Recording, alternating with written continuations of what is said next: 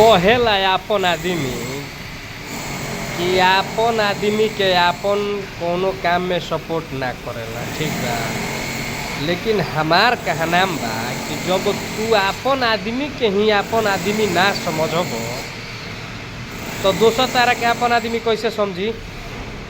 तो बात भी या कि जब तहारा से दोसर आदमी कोनो गलती से गिला क लेले बा चाहे शिकावा बा, तारा नइखे बोलत नइखे बतियावत, तो तू कोशिश कर कि ओकरा ले हम बतियाई कि उ का गलती बा हमारा में, का नइखे गलती।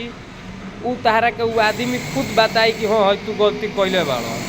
तो आजकल ऐसन बात हो गइल बा कि केहू ले तनी मुई गलती हो गइल उ आदमी खिसिया गइल बानू, तो तू खुदे अपन आप के बड़का बने लगताड़ आ नइखो ओकरा से बोलत।